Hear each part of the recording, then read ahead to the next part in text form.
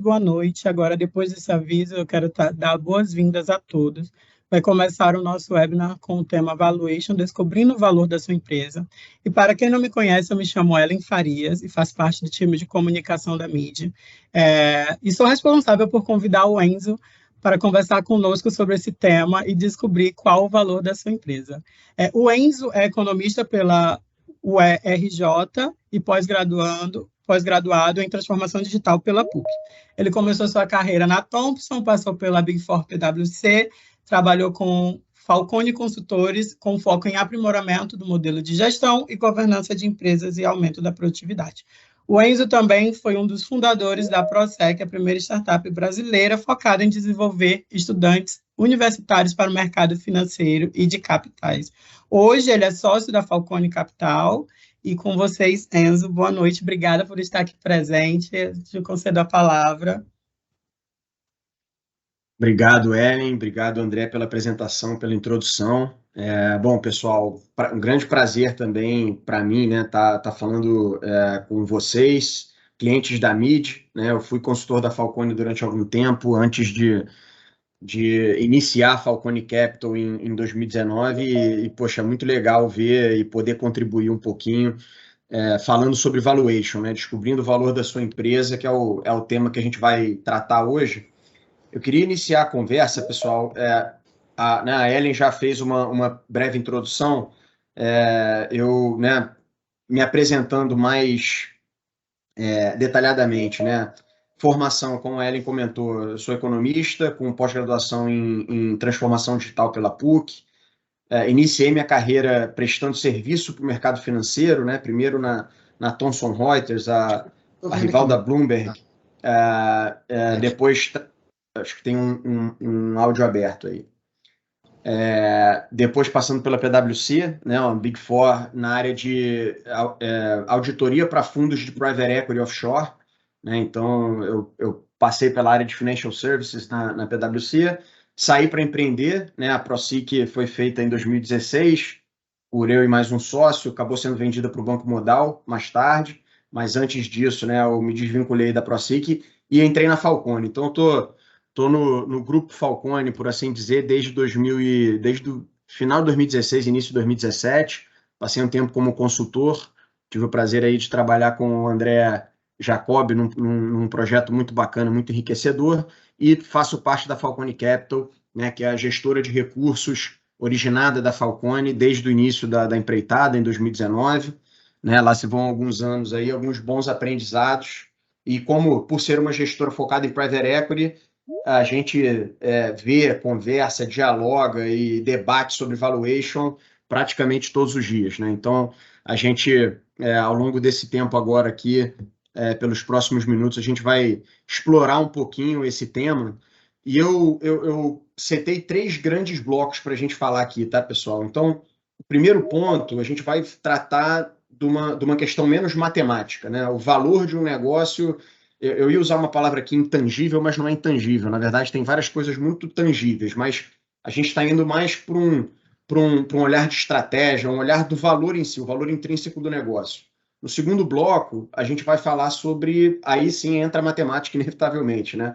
Valuation, questões centrais, os métodos utilizados. Eu vou trazer alguns exemplos reais e alguns exemplos ilustrativos, né? Para que vocês absorvam, ou pelo menos tangenciem um pouco do que acontece no mercado, e vamos fechar falando de governança, que na minha humilde opinião aqui é um dos temas mais importantes, né?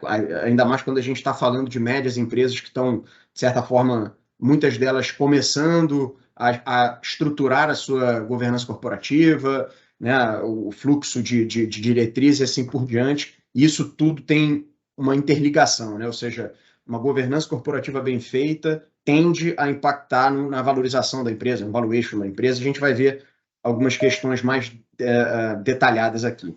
Tá? Bom, falando sobre valor de negócio, pessoal, eu só vou pedir para aqui quem está com o áudio ligado, desligar, botar no mute, porque senão ele impacta aqui. Obrigado.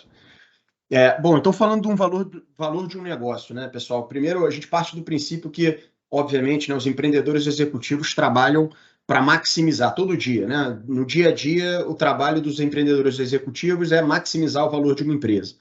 E a gente pode enxergar o valor de uma empresa sob duas óticas, né? Ou seja, tem a parte financeira, né? A parte de receita, deu lucro, é rentável, não é? E a parte do negócio.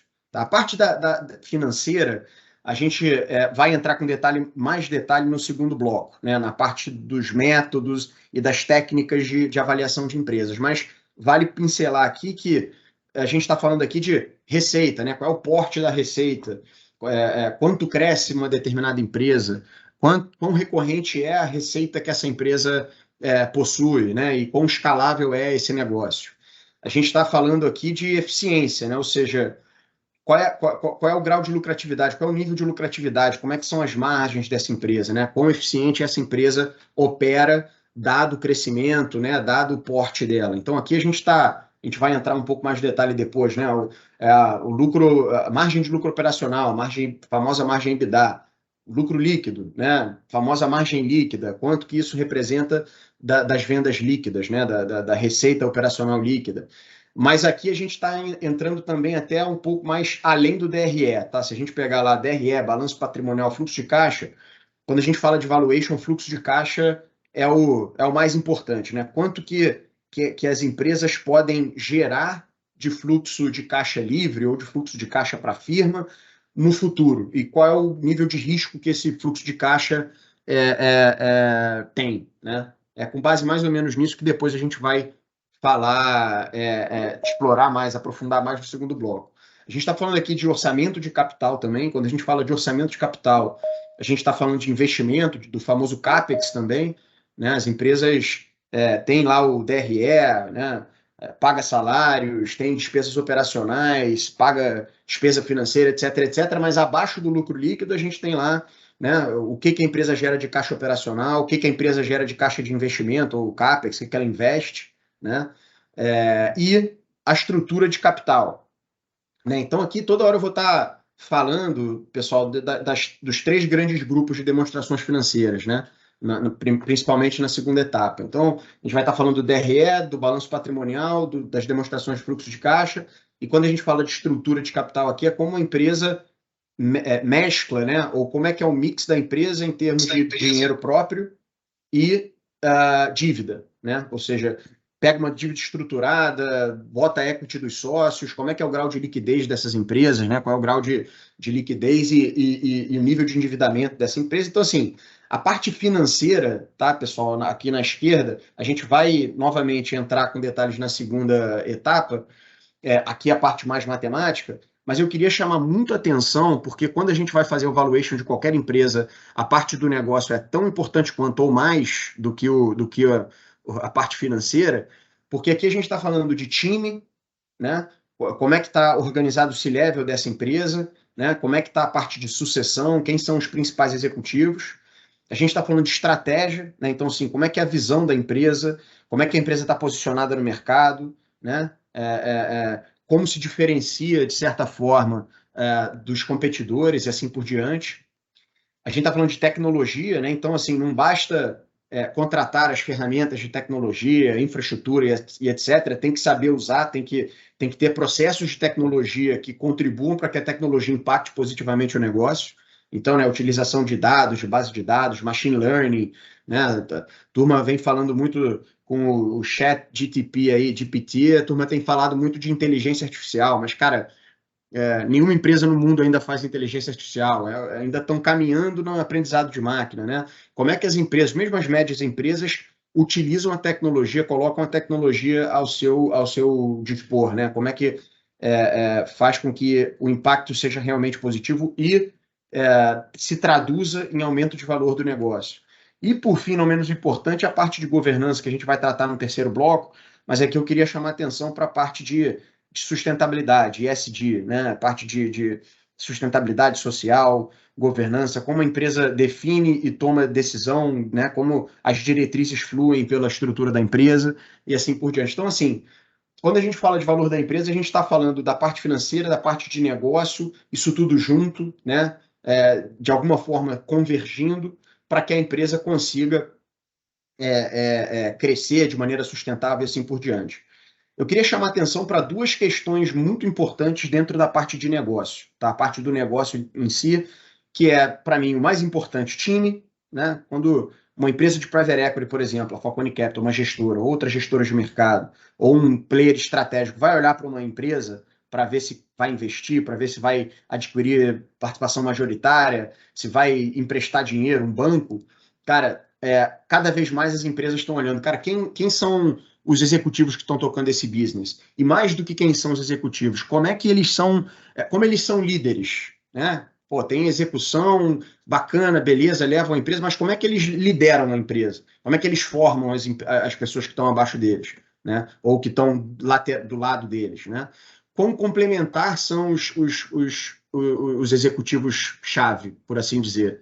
Ou seja, não adianta a gente ter 5 caras feras em finanças e, poxa, não tem ninguém falando de marketing digital, de estratégia, né? Não tem ninguém falando de gente. Então, a complementaridade é importante. Diversidade também, e não para aparecer, né, pessoal? Assim, o tema de diversidade é cada vez mais importante e eu levo mais no sentido de diversidade de opiniões para tomada de decisão, né? Não adianta, assim, se você não tiver diversidade, se você não tiver... E aí, aqui eu falo de gênero, sexo e etc., né?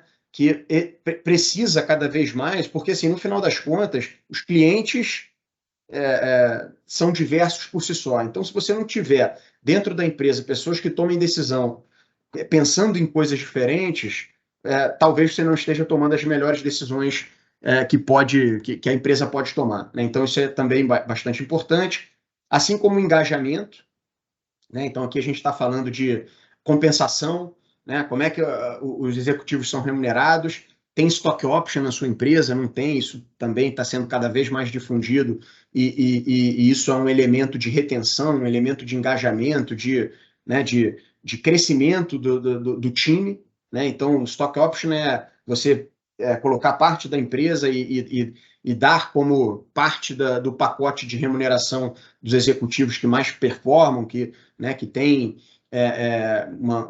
um desenvolvimento enfim, uma execução diferenciada, e estrutura, né? Aqui a gente está falando da estrutura organizacional, ou seja, com tudo isso que eu falei, com time, poxa, complementar, diverso, com liderança, sendo, né, tendo engajamento, um pacote de engajamento bacana, e a gente fala de estrutura, né? Ou seja, poxa, a gente tem amplitude correta, o time está organizado da melhor forma possível, as informações estão fluindo da melhor maneira possível, isso também é bastante importante. Quando a gente fala de estratégia, pessoal, eu vou colocar aqui até clichê, né? Falar de visão, missão, valores, isso, cara, a gente vê em todos os sites de qualquer empresa, seja lá qual for o tamanho. Mas o mais importante aqui, turma, é a gente pensar assim, visão. O que é visão? O que a gente mais vê, ou pelo menos o que eu mais vejo, é a empresa falando, poxa, não, eu tenho aqui, minha visão é ser uma empresa muito reconhecida no meu segmento, impactar positivamente a sociedade. Cara, isso é uma visão superficial, né? Uma visão muito iniciante, eu diria, né? No final das contas, quando você declara sua visão, você tem que falar onde você quer chegar, né?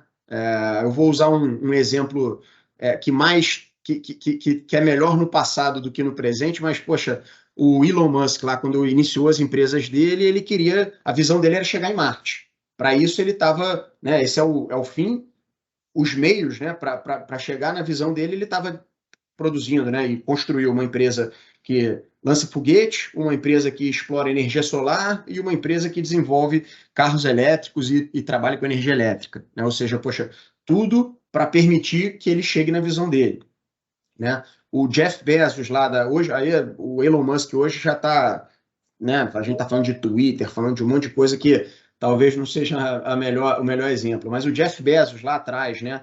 Quando ele que começou essa questão de, poxa, não, talvez eu não tenha que gerar lucro no curto prazo, né? Eu tenho que priorizar crescimento, o lucro não vai vir de início, mas eu vou ganhar market share, né? Avançando muito rapidamente, e muitos críticos na época falavam, puxa, mas cara não tem, né? Não está dando lucro, não sei se é o ideal. Poxa, construiu o que hoje é uma das maiores, se não a maior empresa do mundo, né? Então, assim, Visão, eu estou pegando casos extremos, obviamente, mas para pensar, cara, numa média empresa, a visão tem que ser uma visão específica, né? Não pode ser uma visão abrangente, uma visão ampla.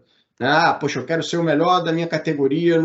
Mas, assim, onde você quer chegar? O que você quer fazer com o seu negócio? Isso é muito importante quando um investidor, um fundo de private equity, um fundo de venture capital está olhando para uma empresa, eles certamente, né, o time de investidores certamente está olhando, cara, beleza, mas eu tenho outras tantas empresas que atuam mais ou menos ali lateralmente com essa empresa, que competem. O que essa empresa se diferencia? É mais ou menos esse o ponto que eu queria chamar a atenção aqui para a visão. Missão é o propósito da empresa e valores são os princípios e crenças, né? Ou seja, não vou dar aula aqui de visão, missão, valores, de novo, isso é clichê, mas eu estou querendo chamar a atenção para um ponto mais importante quando a gente fala de time estratégia, né? Que é a junção de visão, missão, valores com o time, né? Que é a cultura. Isso, cara, é um negócio, na minha cabeça, que é uma das coisas mais complexas que tem no mundo, em empresas, né? É como faz a melhor cultura, uma cultura vencedora, uma cultura que, poxa, realmente tem uma execução de ponta. E aí eu trago uma definição aqui que foi das leituras que eu fiz das definições que eu já vi, a melhor delas cultura é o conjunto de mentalidades e comportamentos que moldam como o trabalho é feito e as decisões são tomadas numa empresa. Cara, isso é fantástico, né? Ou seja, pegando o time, todas esses parâmetros do time que eu peguei, a complementaridade, a diversidade, tudo mais, a visão que os líderes têm, os cofundadores têm, né? Qual é o propósito da empresa, quais são os princípios, junta tudo isso, bota numa máquina num liquidificador, a cultura é mais ou menos o que sai, e, cara, quanto mais a cultura é desenvolvida, é positiva, pelo menos eu tenho visto na minha experiência nos últimos anos avaliando, puxa, sei lá, já analisamos quase 900 empresas na Falcone Capital para vocês terem uma ideia. Cara, cultura é um negócio que quando a gente olha, se tem uma cultura que a gente vê que vai ser difícil mudar por alguma razão, estamos fora. Pô, se a cultura é boa, a cultura é positiva, a cultura é de execução, né? As decisões são tomadas seguindo um processo disciplinado e um processo adequado, cara, tem uma possibilidade dessa empresa se desenvolver e ter uma vantagem competitiva sustentada, né, no longo prazo. Então, pessoal, quando a gente está falando, né, eu dei nesse primeiro bloco, falei um pouquinho sobre essa parte da direita, né, a parte do business em si, e a parte financeira a gente vai entrar com mais detalhe agora, mas no final das contas, quando a gente fala do valor de uma empresa, a gente está falando disso tudo junto. Né? Não adianta você ter a melhor estrutura financeira, crescer, receita, isso tudo, se você não tem um time bom, se você não tem uma cultura, novamente, que vença, né? Se você não está explorando as tecnologias da melhor maneira que pode, porque senão o seu concorrente vai fazer isso. Se você não tem uma governança bem feita, isso também, poxa, sob a ótica do investidor é extremamente importante. E aí tem esse termo que eu estou trazendo aqui, provavelmente muitos de vocês já conhecem, que é o Economic Moat, né? Quem não conhece, acho que vale estudar um pouco e pensar em como você constrói, né? Essa questão, o moat nada mais é do que o rio que fica em volta dos castelos, né? No passado ficava lá os castelos, a proteção natural dos castelos é o moat, é o rio. Qual a profundidade, qual a largura desse rio que impedia que os competidores, né? Ou, na verdade, lá na época dos castelos, que os invasores entrassem no castelo. Então, poxa, quando você olha para a parte de negócio, para a parte financeira e faz com que sua empresa tome as melhores decisões em todas essas frentes, você nada mais está fazendo do que aprofundando moats, alargando moats, ou seja, criando vantagens competitivas no longo prazo, né, para a sua iniciativa, para a sua companhia. Tá? Então, esse é o primeiro bloco que eu queria comentar. Novamente, é o bloco que não vai tratar de matemática. Agora, naturalmente, a gente vai ter que tratar um pouquinho de matemática. Obviamente, eu não vou entrar nos detalhes das fórmulas aqui. A gente podia passar horas ou dias falando aqui de cada um dos componentes da fórmula do valuation, de métodos diferentes e tudo mais, mas eu acho que o objetivo aqui, tá, pessoal, o primeiro bloco foi dar uma noção de valor de mercado, como que naturalmente os investidores olham para uma empresa, né? Mas não só os investidores, como o empreendedor tem que olhar também para a geração de valor, para desenvolvimento das próprias iniciativas. E agora no Valuation a gente vai falar de questões centrais, métodos e assim por diante, tá? Pessoal, quando a gente fala de processo de avaliação de empresas ou ativos, se a gente pegar assim, a gente pode falar de 3 formas, tá? São 3 blocos no valuation que a gente pode tratar, né, ou 3 vertentes para que a gente enxergue todos os métodos para se chegar no valor mais adequado de uma empresa. E valor mais adequado, pessoal, quando a gente fala valor mais adequado, é que eu posso dizer assim, não tem certo e errado, né? Se você pegar 2 gestores de ponta do mercado de capitais e falar para eles fazerem o valuation da mesma empresa, muito, assim, 100% de certeza que não vai sair o mesmo valuation, né? Porque cada um vai entender, vai colocar premissas diferentes, cada um vai colocar visões diferentes, cada um vai ter uma taxa exigida de retorno diferente. Então, isso tudo obviamente, tem uma metodologia muito bem construída, especialmente quando a gente fala de fluxo de caixa, mas o que eu quero deixar de mensagem aqui é que a gente tem uma porção de coisas para se basear, mas cada M&A, cada valuation de empresa é uma coisa muito específica, tá? A gente vai ter que olhar para o detalhe, quem é a empresa, quem é o comprador, como é que essa empresa se desenvolveu, né? O que aconteceu nos últimos anos, e que contribuem para falar que essa empresa daqui a 5 anos vai continuar bem ou vai continuar gerando o que teve gerando, mas, de certa maneira, quando a gente fala de valuation, a gente tem um primeiro conjunto de métodos aqui, ou vou botar a primeira vertente aqui, que é um método mais simples, que a gente chama de o método do ativo, né? A avaliação do ativo de um investimento. Aí aqui a gente está falando mais numa seara de real estate, né? O mercado imobiliário. Poxa, como é que você faz o valuation de um imóvel? Cara, pode ser pelo custo de construção, pode ser pelo valor do ativo de uma última transação que houve, pode ser pelo volume de investimento que foi feito para botar aquilo ali de pé. Não deixa de ser um processo de avaliação, não deixa de ser um processo de valuation, mas é um processo bastante mais simples. A gente não vai focar nesse aqui, obviamente, né? Apesar de ser importante, de ser bastante executado no mercado. O que a gente vai se basear mais é o método dos múltiplos ou comparações, né? Peers aqui, por assim dizer, e o método de fluxo de caixa, que aí é o método mais robusto, mais completo para fazer, sem dúvida nenhuma. É o método que qualquer investidor de private equity ou qualquer assessor de M&A vai olhar, né? Porque é o método mais completo, é o método que você consegue analisar muito bem a empresa, você analisa ambiente competitivo, você vê uma porção de coisas para chegar num valor mais adequado para a sua empresa, né?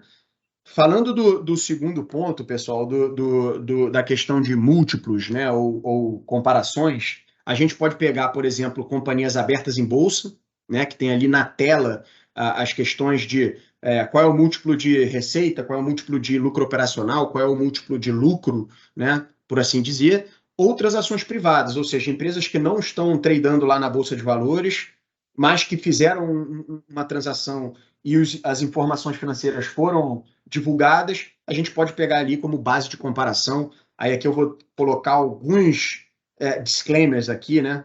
Pontos de atenção, por assim dizer, para que vocês, né, aí na empresa de cada um de vocês, se tiver no processo de pelo menos entender qual mais ou menos é o valor da empresa, a gente pode ter um norte, tá? E aí eu vou já aproveitar aqui e passar para um exemplo, tá? Um exemplo, imagina que eu tenho uma empresa de cosméticos, por exemplo. E aí, aqui eu pego primeiro companhias abertas em bolsa com informações de ontem, tá? De 27 de fevereiro. Então, se a gente pega informações de ontem, eu vou pegar aqui tanto empresas internacionais quanto empresas nacionais abertas em bolsa, e aqui no Brasil, né, que é empresa de cosmético mesmo, de beauty, a gente tem uma empresa aberta, que é a Natura, mas lá fora a gente tem uma infinidade de empresas, né? Tem realmente, sei lá, 10, 15 empresas que a gente pode ver em diferentes bolsas no mundo que são tradeadas ali, que a gente tem todo tipo de informação e tem o valuation delas em real time, né? Eu estou pegando aqui a L'Oréal, né? Poxa, uma empresa aberta na Bolsa de Paris, com mais de 200 bilhões de euros de capitalização, né? Ou seja, o valuation dela lá na Bolsa de Valores é de 208 milhões. Se você quiser comprar ações dela, esse é o valuation que está lá dado na tela, né? No home broker, por assim dizer, ou, enfim, em movimentos mais representativos no mercado de capitais. É uma empresa que, no ano passado, ou seja, não no ano passado, né, mas nos últimos 12 meses, a informação que a gente tinha ontem é que a empresa tinha gerado 35 bilhões, desculpa, de euros de receita, com margens altas, de 20% de EBITDA, né? Aí o EBITDA está na casa dos 7 bilhões de euros, a empresa que gera 5 bilhões de fluxo de caixa livre por ano, né? Ou pelo menos gerou nos últimos 3, quando eu estava vendo lá. Ontem, essa empresa estava avaliada em 23,45 vezes o EBITDA, ou seja, o lucro operacional que ela gera num ano, você multiplica por 23,45 vezes, vai dar os 208 bilhões de euros de market cap. Tá? A Steloder, por exemplo, 32,92 vezes. Aí você vai para uma L'Occitane, aberta na Bolsa de Hong Kong, 8,73 vezes EBITDA. Né? A Coty, aberta na Bolsa dos Estados Unidos, né? 5,3 bilhões de dólares de receita, 2,62 vezes o EV sobre EBITDA. Né? Então, assim, a Natura, por exemplo, aí aqui eu acho que tem até um equívoco, esse múltiplo aqui é de receita, não é de EBITDA. O múltiplo de EBITDA está do lado, é de 14,51. Tá? Mas o que eu quero mostrar aqui, pessoal, é que empresas que, em teoria, são comparáveis ou são competidoras no mercado, a L'Oréal compete com a Estée Lauder, que compete com a L'Occitane, que aqui no Brasil compete com a Natura e compete com a Coty, elas têm múltiplos totalmente diferentes, né? Totalmente diferentes. Então, se a gente pegar ali, L'Oréal tem 23 vezes o lucro operacional respaldando o valuation dela, e a Natura aqui no Brasil tem 14,5 vezes. O que interfere nesses múltiplos, tá, pessoal? E aí vale falar, o último ponto, o último quadro da direita, o preço sobre lucro, aí é diferente. A gente não está pegando lucro operacional, a gente está pegando o lucro líquido, tá? E colocando em função do preço dela, do valuation dela. Então, quantas vezes o lucro líquido da empresa, a última linha do DRE, né? Quantas vezes esse lucro líquido dão o meu valuation. Então, 37,3 vezes o lucro da L'Oréal representa o market cap dela, ou seja, o valuation dela. Tá? Qual é a mensagem aqui, tá, pessoal? Quando a gente fala de companhia aberta, a gente não, de certa forma, assim, é muito grosso, é muito, como é que eu posso dizer, é muito abrangente eu chegar e falar, não, poxa, eu tenho uma empresa de cosméticos aqui do Brasil que fatura, sei lá, seus 100 milhões de reais, e aí a L'Oréal, por ter 23,45 vezes o lucro operacional como uma proxy do valuation, eu posso usar esse mesmo indicador, e se eu gero, né, ou R$ 1.000 de lucro operacional, eu valho 23,45 vezes isso. Não é bem assim, tá, pessoal? A gente não pode colocar uma proxy perfeita do que a L'Oréal, do que a Estée Lauder, do que a L'Occitane, que são empresas muito grandes, que são empresas que têm operações diversas. Né? A própria Estée Lauder com a L'Oréal já é uma comparação difícil. Né? A L'Oréal tem uma operação muito mais forte na Ásia, por exemplo. A Estée Lauder tem uma operação muito mais forte nas Américas e Europa. Né? São marcas diferentes, são categorias de cosméticos diferentes e assim por diante.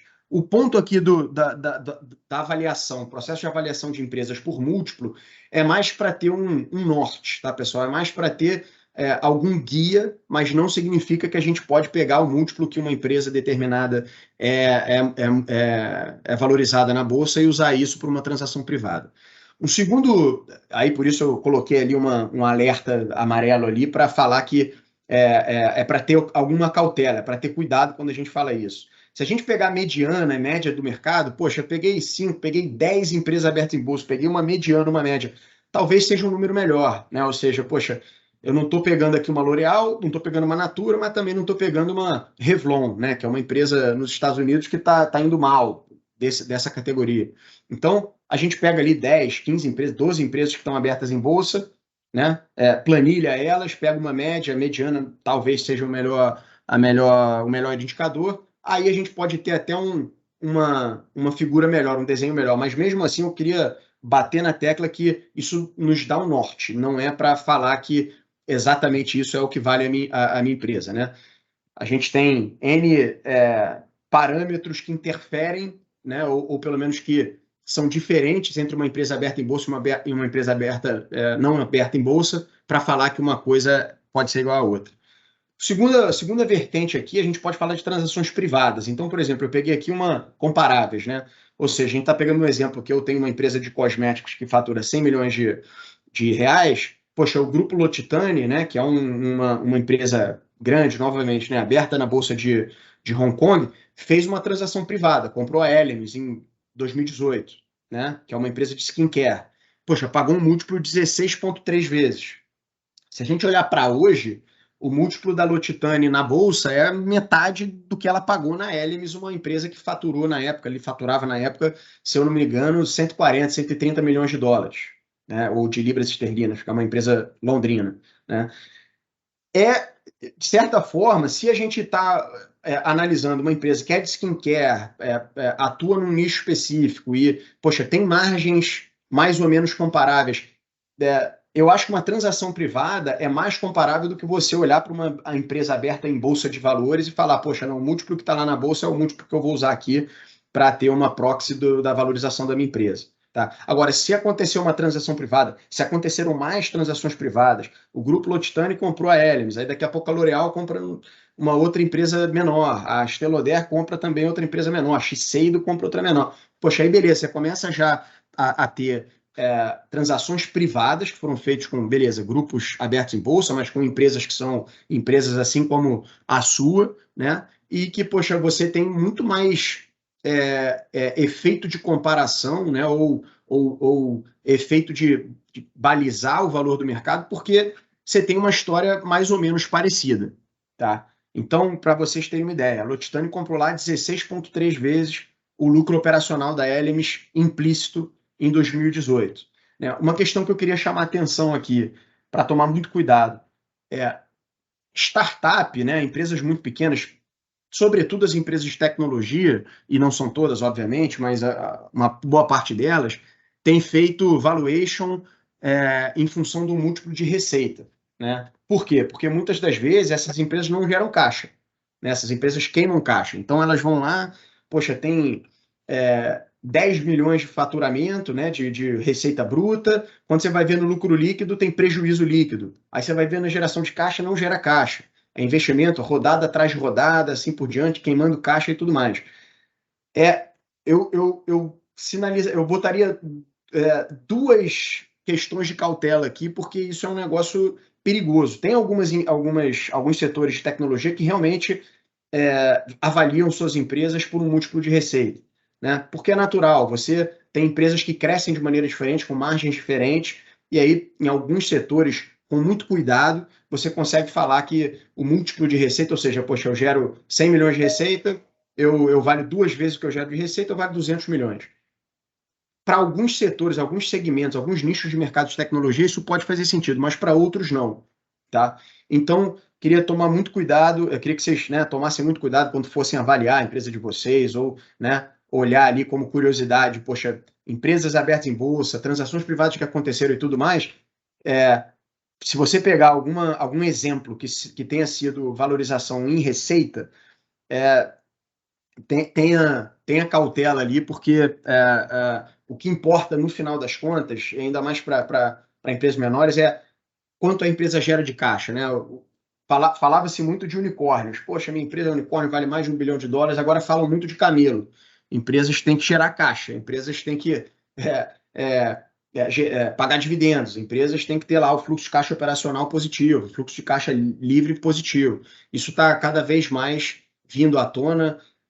Né, assim, eu nunca deixei de pensar por esse ângulo, mas, enfim, volta e meia, se a gente olha em retrospecto, bolha de 2000, depois crise de 2008, aí agora, né, uma crise de startups, por assim dizer, né, startups fazendo até rodadas a um valuation menor do que o valuation passado. isso tudo vai e volta no mercado, né? Não é, não, poxa, sempre foi feito assim, queimando caixa, e agora é que as pessoas tiveram noção de falar que tem que gerar caixa. Poxa, em 2000, início de 2000 foi a mesma coisa. As empresas queimavam caixa a qualquer custo, tiveram uma, é, um choque de realidade, daqui a pouco a cabeça do ser humano vai esquecendo as coisas e voltam ao ponto anterior para depois ter uma nova crise e assim por diante. Mas mensagem principal aqui, tá, pessoal, na questão de valuation por múltiplos ou peers de mercado, e isso é fácil, as próprias empresas têm esses números ali no Investor Relations, né, na parte de relação com investidores. Vocês conseguem pegar qualquer empresa aberta em bolsa, vai lá no Investor Relations, documentos financeiros, em algum lugar do prospecto ali, em algum lugar dos documentos financeiros, eles dão lá qual é o múltiplo, e também é fácil saber, né? Você vai ali por exemplo, na Bolsa de Valores na B3, no Brasil. Você vai lá, vê qual é o market cap da empresa, né? O valuation, vê quanto ela deu de lucro, conta básica de matemática, você consegue ver ali os múltiplos. E esses múltiplos, obviamente, a cada dia que as empresas mudam de cotação, esses múltiplos mudam, né? Obviamente, porque o market cap, né, esse valuation da empresa que é aberta em bolsa, ela é a multiplicação do preço da ação vezes o número de ações outstanding, né, do número de ações em bolsa de valores. Então, vocês conseguem, é bastante fácil ver isso no dia a dia. Agora a gente entra, pessoal, na parte mais interessante, ou na parte mais importante do valuation, que é o método de fluxo de caixa descontado. Tá? Esse é o método em que a gente vai pegar, de fato, o histórico da empresa, né? Aqui eu estou pegando um exemplo aleatório, ilustrativo, né? Eu chamei de empresa ABC aqui, de 2018 a 2028. A gente tem, de 2018 a 2022, fluxos realizados, ou seja, a performance que aquela empresa teve. 23 é um forecast, que a gente chama aqui, né? Por isso que está 2023 app. E as estimativas para frente. Ou seja, 24, 25, 26, 27, 28 são estimativas com base no que eu já gerei de caixa, de fluxo de caixa no passado. Então aqui eu utilizo premissas, né? Então aqui esse é o método mais completo, é o método mais robusto, né?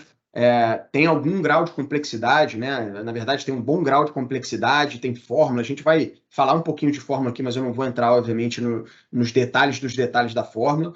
Mas o ponto aqui é que é quase que uma arte aqui, tá? Aqui é necessário muita análise, muito estudo para falar, poxa, a empresa teve uma performance no passado. Aí eu volto ao primeiro tema que a gente conversou, né? Do valor da empresa, de certa maneira, do ponto de vista do negócio. Poxa, time, estratégia, governança, tecnologia, todos esses elementos são levados em consideração para a gente falar do fluxo de caixa descontado, dessa metodologia, né? Então, muito mais do que o que a empresa fez no passado, o que ela pode fazer no futuro, um avaliador aqui, né, um assessor ou um investidor, né, um gestor de private equity, ele vai olhar e vai falar, poxa, o time tem capacidade de levar a empresa para o próximo patamar, né? A estratégia está bem montada, a visão está bem montada, a execução, o plano de execução vindo da estratégia está fazendo sentido, está coerente. Tudo isso vai ser colocado em prática quando a gente estiver falando de fluxo de caixa estimado. Tá? E aqui tem alguns conceitos muito importantes que são fundamentais para a gente entender, mesmo que de maneira abrangente, a fórmula do fluxo de caixa descontado, né? do valuation, por assim dizer. É o valor do dinheiro no tempo, que é um conceito muito simples. O custo de capital, que é um conceito simples também, mas vale a gente colocar aqui né, uma definição. E qual o fluxo de caixa utilizado, ou seja, qual a metodologia. Não é uma metodologia serve para tudo, né? Eu vou explicar um pouquinho aqui em seguida. Então, primeiro falando do valor do dinheiro no tempo. Né? Tem um conceito de NPV, é o Net Present Value, né? Ou valor presente líquido.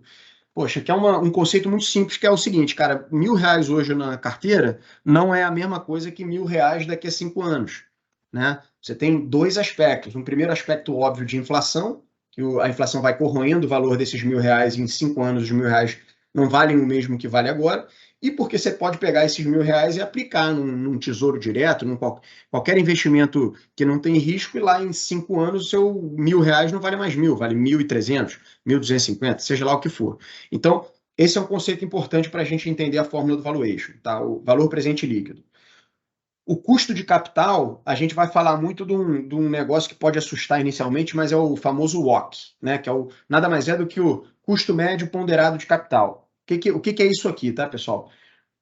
Quando você coloca dinheiro numa empresa, seja ele qual for o capital, se vem do investidor, se vem de um banco, se você aplica num título, esse capital, né, ele tem uma taxa de retorno requerida, e que são diferentes, né? O empresário tem uma taxa de retorno requerida, o banco vai ter outra taxa de retorno requerida, o investidor que vai entrar ele vai ter outra taxa de retorno requerida. Então, o que é o WACC aqui? Que nada mais é do que a taxa de desconto do valuation, tá? É um custo médio ponderado de todo o retorno exigido desses capitais diferentes, tá? Né? Ou seja, se, por exemplo, eu estou trabalhando aqui com uma empresa que só eu sou o dono, qual é o meu WACC, o meu custo médio ponderado de capital? Ora, se só o meu capital está dentro da empresa, a minha taxa de retorno requerida é o WACC. Tá? Agora, quando a gente fala numa empresa que tem dívida, que tem financiamento, que tem investidor, que tem, né, stock option plan, aí tem os executivos que são donos também, são vários capitais diferentes e as taxas de retorno requeridas são diferentes. Por isso, né, a fórmula do valuation tem esse WACC, que eu vou mostrar onde ele entra e qual é o efeito dele, mas para que vocês entendam aqui, entendendo que o dinheiro tem valor no tempo e que existe um custo de capital para cada dinheiro que entra na empresa, esses dois são conceitos muito importantes para entender o valuation. E a gente tem o fluxo de caixa utilizado. O que eu quero dizer com isso? O que a gente quer dizer com isso? Se a gente olhar ali para a empresa, né, para as demonstrações financeiras da empresa, aqui eu estou pegando o P&L inteiro, ou seja, do faturamento ao free cash flow, né, ao fluxo de caixa livre, não parando no lucro líquido, não parando no EBITDA, eu tenho aqui algumas modalidades para calcular o meu fluxo de caixa livre, né? E na verdade, tem duas modalidades principais. É o fluxo de caixa para o equity, para o empresário, por assim dizer, e o fluxo de caixa para a firma. Né? O fluxo de caixa do equity é o famoso fluxo alavancado, ou seja, ele considera dívida, pagamento da dívida, né? Repagamento, na verdade, do principal, de receita e despesa financeira, assim por diante.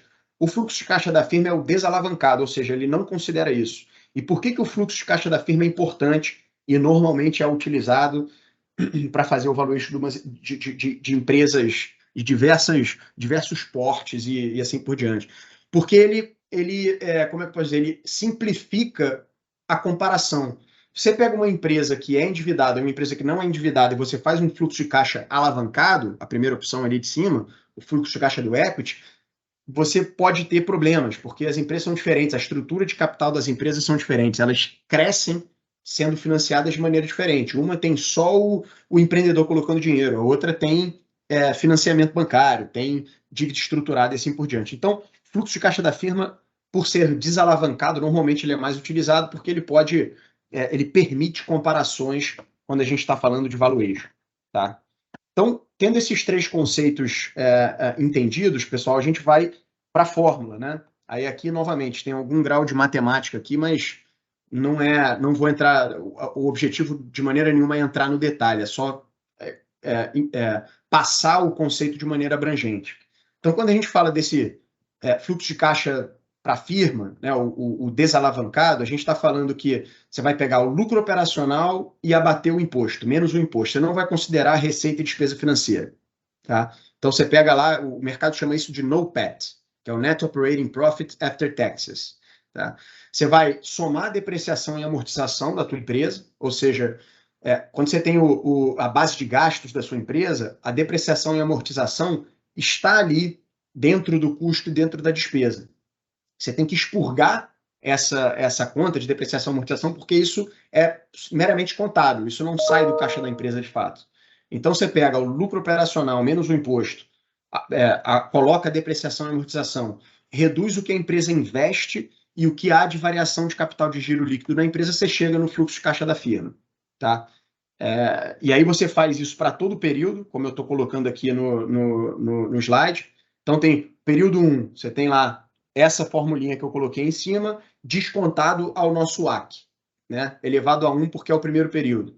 No segundo período, você vai ter o fluxo de caixa projetado da firma para o segundo ano, descontado do WACC elevado ao quadrado. Por quê? Porque é o segundo período. Assim por diante, até o N, né? Ou seja, quantos períodos você vai projetar para frente? 5 anos, 6 anos, 10 anos, não interessa. Aqui, dependendo da modelagem que você fizer, você pode colocar todos esses fluxos de caixa projetados na conta, né? Descontar ao WACC, que vai aí aqui dentro do WACC, né? Desse custo médio ponderado do capital, tem uma formulinha mais complexa, não vou entrar aqui. O ponto só é o seguinte, pessoal, o fluxo de caixa hoje, se ele tiver, na verdade, o fluxo de caixa futuro, se ele tiver mais risco, o WACC vai ser maior. Se vocês tiverem que sair daqui com algum takeaway dessa parte da fórmula que guarda alguma complexidade, quanto maior o risco, maior o WACC, por assim dizer. Estou sendo simplista aqui, mas para falar, poxa, se tem muito risco, né? Se eu tenho dúvidas ali poxa, que essa empresa está com a melhor estrutura de capital possível, se, poxa, né, aí tem empresas aqui que vão embutir, né, o risco do time, né, o risco do negócio dentro desse WACC, né? E aí, quanto mais for arriscado o seu negócio, os seus fluxos de caixa futuro vão ser trazidos ao valor presente com um desconto maior, tá? É basicamente isso que a fórmula faz. Então, a gente tem esse período explícito, que é o período projetado, e aí tem um negocinho um pouco mais complicado, que é a perpetuidade, tá? Quando a gente fala de valuation, a gente não pode só projetar 5 anos, 10 anos e trazer valor presente, porque, poxa, a empresa não vai acabar em 10 anos, a empresa não vai acabar em 6 anos, ela continua, né? Todos os empreendedores executivos vão fazer de tudo para que essa empresa se perpetue, se perenize. Então, a perpetuidade foi uma forma que os matemáticos acharam para simplificar esse negócio e falar assim, cara, eu tenho uma fórmula aqui que você colocando o seu G, né, o componente G aqui da fórmula, é a taxa de crescimento na perpetuidade. Tá? Então, você pega lá o último fluxo de caixa que você projetou, no ano 6, no ano 10, coloca dentro dessa fórmula aqui, com o seu custo de médio ponderado do capital e uma taxa de crescimento na perpetuidade, isso aí vai gerar um valor para você. Tá? Então, de maneira resumida, pessoal, quando a gente fala de valuation pelo método do fluxo de caixa descontado, utilizando o fluxo de caixa para firma desalavancado, é essa forma que a gente utiliza. Tá? Tem um período explícito que a gente vai projetar o DRE, o balanço, o fluxo de caixa da empresa, uma perpetuidade que nada mais é do que uma fórmula considerando o risco dessa empresa, que é traduzido, grosso modo, no WACC. Tá? Esse G normalmente vai ser o PIB, sei lá, o PIB do Brasil, né? O PIB uma média dos PIBs dos últimos 5 anos que essa empresa opera. Por quê? Porque no limite essa empresa cresce junto com o país. Se a gente colocar, a empresa opera só no Brasil, o Brasil cresce a 3% ao ano na perpetuidade, se a empresa cresce a 5%, em um dado momento lá na frente, daqui a 100, 200, 300, sei lá quantos anos, a gente está falando que a empresa pode ser maior do que o país, não faz sentido. Então, normalmente, o PIB é uma proxy ali desse G, né, dessa componente da fórmula. Tá? Então, a gente tem lá o período explícito, tá, pessoal? O valuation, esse período explícito aqui, os fluxos de caixa descontado que a gente calculou de 7, 10 anos, somam uma parte, a gente tem o valor da perpetuidade, que é essa fórmula aqui, a gente chega no valor da empresa, tá? Que é o famoso enterprise value. A gente tem que considerar se essa empresa tem dívida, né, líquida, ou se ela tem caixa líquido para chegar no equity value, que aí sim a gente está falando do valuation. Ou seja, a gente bota todas as premissas, vê qual é o retorno, qual é o risco dessa empresa, né, a taxa requerida pelos diferentes capitais, assim por diante, coloca isso tudo na fórmula, essa fórmula vai nos dar um valor do período explícito, um valor da perpetuidade, isso vai ser o valor da empresa, e se a empresa tiver uma dívida, como é o caso que eu estou colocando aqui no gráfico, isso abate do valor da empresa para a gente chegar no valuation. Se a empresa tivesse caixa líquido, poxa, a empresa não tem dívida e tem 3 milhões no caixa, ela tem 3 milhões de caixa líquido. Então, se ela vale 10 milhões e tem 3, se o valor da empresa é 10 milhões, fruto dessa fórmula aí, e você tem 3 milhões de caixa líquido na empresa, sua empresa vai valer 13 milhões. Valuation dela vai ser 13 milhões. Tá? Algumas questões importantes aqui do valuation, algumas questões que, né, se você está no momento aí, a sua empresa está no momento de receber investimento, está no momento de fazer um M&A estratégico, está no momento de fazer uma capitalização na empresa, né, um novo round ou uma recapitalização, alguns elementos que eu acho que são bastante importantes e que tem tudo a ver com o que a gente falou de valuation, de aspectos do negócio, assim por diante. Então, primeira coisa, você está querendo receber investimento, você está querendo fazer um M&A, você está querendo recapitalizar a sua empresa, tem que ter clareza no que são os uses and funds, né? Ou seja, o que são usos e o que são fundos do recurso que você está buscando. Então, por exemplo, os fundos é o que você precisa de dinheiro. Você vai ter um investimento, você vai ter uma dívida estruturada, você vai ter uma geração de caixa. Isso compõe o que tua empresa tem de dinheiro. Do outro lado, no mesmo montante, você tem onde você vai usar esse dinheiro. Poxa, eu quero esse dinheiro aqui, que é um pouco de dívida, um pouco de investimento, um pouco de geração de caixa da minha empresa, para investir em marketing, para investir em tecnologia, em equipamentos, contratar gente, para capital de giro, para crescer mais. Esse aqui é um aspecto importante. Tá? E para um movimento estratégico, é fundamental que você seja específico nessas questões. Né? Não dá para falar, não, eu quero dinheiro porque eu vou investir em marketing e vou contratar gente. Mas, cara, você já montou o que são os fundos, o que são os usos, onde você vai alocar capital? Cara, alocação de capital ainda mais quando a gente está num período, né, de macroeconomia conturbada, onde o capital está mais escasso ou o capital está mais exigente. Quanto mais você colocar questões específicas, maior é a sua chance de conseguir um investimento, de fazer um movimento estratégico, de recapitalizar a sua empresa, assim por diante. Importante notar aqui, né, que alguns alguns usos desses aqui, eles são one-off e alguns viram OPEX, né? Ou seja, o que é one-off? Poxa, você vai comprar um equipamento, beleza, você vai comprar um equipamento, isso realmente é feito em um ano e acabou. Mas alguns outros, por exemplo, contratações, você pode contratar agora, talvez porque sua empresa não tenha recurso, mas no limite essa contratação vai virar OPEX.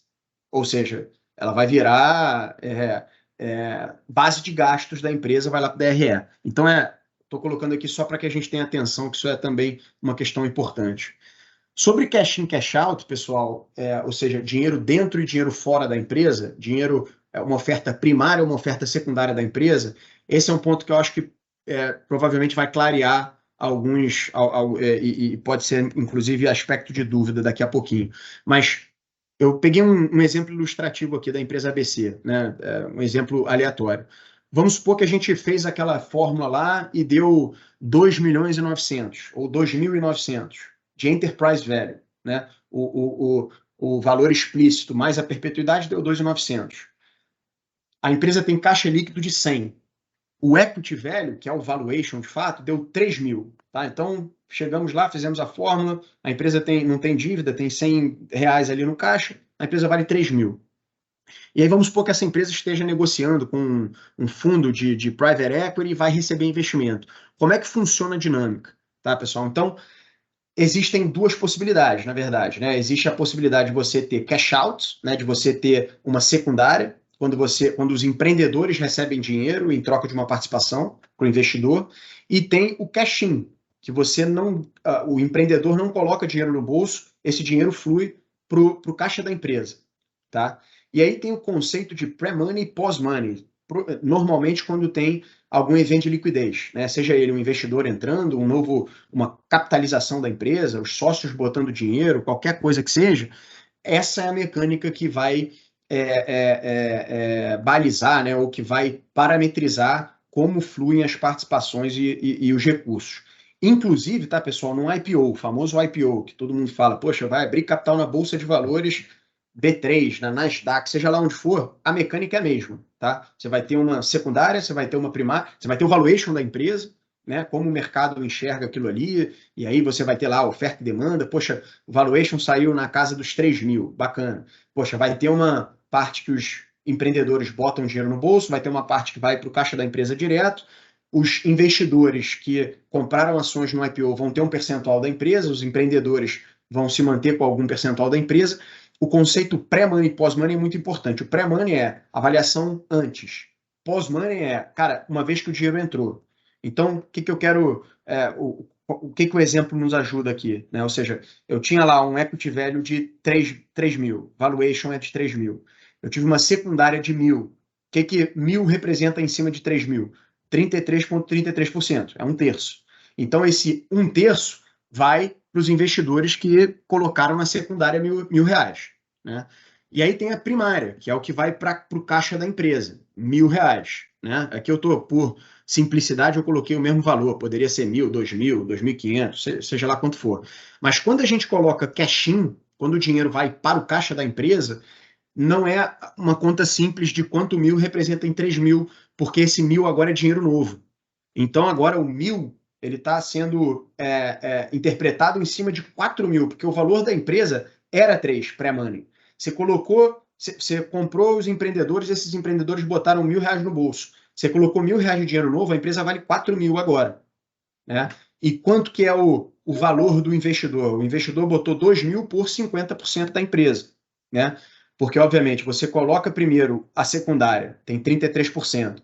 A primária é por 25%. Se você somar 33,33 com 25, vai dar 58,33. Mas quando você coloca a primária, a secundária se dilui também. Por isso que vai para os 50%. Né? Então, poxa, se você tem uma empresa que no pós-money vale 4 mil e você colocou 2 mil, você colocou a metade, você tem 50% da rodada. Tá? Eu acho que o objetivo era deixar mais claro, com um exemplo ilustrativo, como é a mecânica de receber investimento, de recapitalizar a empresa e assim por diante. Por fim, pessoal, não vou me estender aqui, até por uma questão do horário, mas os retornos aqui são muito importantes também. Do mesmo jeito que eu falei que os usos e fundos são importantes, né, você ser muito específico com como você vai usar o seu capital, é também importante você entender como esse seu capital retorna para você, para o investidor, para a empresa, para seja lá quem for. Né? Então, aqui eu coloquei algumas medidas que eu acho bacana que o empreendedor ou executivo tenha muito em mente, né, o retorno sobre o capital investido, o retorno sobre o patrimônio líquido, retorno sobre os ativos, o payback, né, o payback é uma medida de tempo, ou seja, poxa, eu botei o dinheiro agora, eu retorno esse dinheiro em 3 anos e meio, beleza.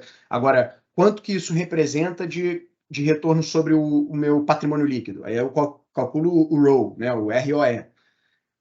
TIR, MOI, que aí já é uma medida, né, um indicador mais para investidor financeiro. Né? Normalmente o fundo de private equity, o fundo de venture capital vai olhar para isso. Né? Então ele vai olhar para a taxa interna de retorno. Ele colocou um dinheiro e ele vai tirar um dinheiro em algum momento. Isso vai dar uma TIR, que é um percentual anual, né, composto. E o MOI, que é, eu coloquei R$ 1.000 e eu tirei R$ 2.000 daqui a 5 anos, eu tive um MOI de 2. Dobrei o meu capital. Né? Então quando a gente está fazendo um deck, se vocês aí, se algum de vocês está passando por isso agora, eu estou construindo um deck para conseguir investimento ou para capitalizar minha empresa, tenha em mente isso, que você precisa ter muita clareza de como você vai usar o capital. E aí, de novo, não é grosso modo, vou botar um terço em cada coisa. Não, cara, quanto mais específico você for, mais bem feito é o teu plano. E pense no retorno, né? Como é que é o retorno desse dinheiro para todos os envolvidos, para todos os stakeholders? Isso é muito importante. Tá? Por fim, pessoal, falando de governança corporativa em médias e pequenas empresas, tá? Não vou tomar mais do que 5 minutos para a gente não extrapolar muito tempo, mas aqui o que eu quero chamar a atenção é que, por ser uma média empresa, não quer dizer que você não tenha que ter uma estrutura de governança de primeira linha, né? Ou seja, não, poxa, eu tenho um faturamento aqui de 100, de 500, cara, não interessa, tem que ter um conselho de administração, claro que vai ser pensado como isso cabe na sua empresa, né? Se é uma empresa de 100 milhões, você não vai poder contratar conselheiro de administração independente, pagar para isso, porque pode não caber ali, pode não ser fit no seu orçamento. Mas, assim, se você pensar numa estrutura de governança corporativa, é extremamente recomendado que você tenha conversas de acionistas, que é uma conversa diferente da conversa do conselho de administração. O conselho de administração é para tomar decisão, né? São pessoas para ajudar, pessoas que ajudam os executivos a tomar decisão da melhor maneira possível e que sejam neutros, né, ou que sejam imparciais, o mais imparcial possível, né, para ajudar de fato a não estar no dia a dia respirando o negócio e trazer coisas novas, né, elementos ali que ajudam, por exemplo, para o que a gente falou no início de cultura da empresa, né, a maneira como as empresas tomam decisão. Então, poxa, o conselho de administração ajuda muito nisso, né? Mas óbvio que a cultura do negócio ali, quem vai fazer é o dia a dia, a parte de gestão mesmo, né? A diretoria executiva, a gerência, assim por diante. E eu queria chamar a atenção para os três subsistemas do sistema de governança corporativa, né? Quando a gente fala de governança corporativa, a gente fala da empresa, do âmbito da propriedade e do âmbito da família. Muitas das médias empresas são empresas familiares, né? Então, poxa, tem ali o vô que passou para o pai, que passou para o filho e que vai passar para a próxima geração.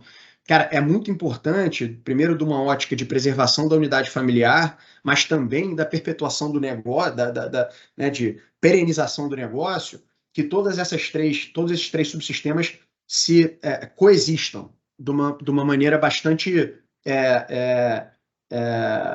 adequada, com equidade, com responsabilidade corporativa, com transparência, com prestação de contas, né? O famoso accountability. Então, eu entendo assim que, seja qual for o tamanho da sua empresa, olhe para isso, é uma recomendação, uma sugestão, né? Uma boa prática, olhar para, primeiro, executivos, cara, construir o melhor time possível, executar a estratégia que foi definida pelo conselho, respeitar os rituais e processos que o conselho vai né, estabelecer para a tomada de decisão, adotar meritocracia, né, nutrir uma cultura de alta performance, de diversidade. Aí, poxa, a gente está falando da Mid Falcone aqui, né? Ninguém melhor do que a Falcone para falar. Eu sou, obviamente, de alguma forma viesado, mas ninguém melhor do que a empresa para falar de construção de culturas de alta performance, de diversidade.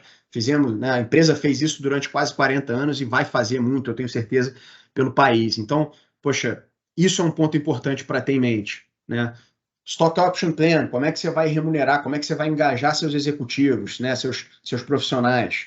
Avaliação de performance, tudo isso no lado dos executivos são questões importantes. Quando a gente olha para a propriedade, né, a gente está falando de acionistas, né, são não familiares, não executivos, né? A empresa tem algum acionista financeiro, algum investidor, cara, é nessa linha aqui, o fundo de private equity, né, a Falcone Capital, ela está aqui nas empresas que a gente investe, está na parte da propriedade. A gente tem preocupação com perenidade do negócio, com sucessão, temas importantes e tudo mais. Isso tem que ser levado em conta. E, por fim, não menos importante, né, para muitas empresas familiares, isso é uma questão central, é a questão de segregar o negócio da família, né, dos ativos da empresa, minimizar conflito de interesse. Poxa, você tem lá no board o pai e no nível executivo o filho, cara, puxa, talvez não seja a melhor estrutura. Ou, pelo menos, a empresa tem que pensar em como minimizar conflito para que a governança não fique, de certa maneira, inadequada, né? Executivos familiares, plano de sucessão, quais são as regras, quais são as políticas, as condutas, né? E os riscos em relação das relações na empresa. Aí são dois tipos de risco, né?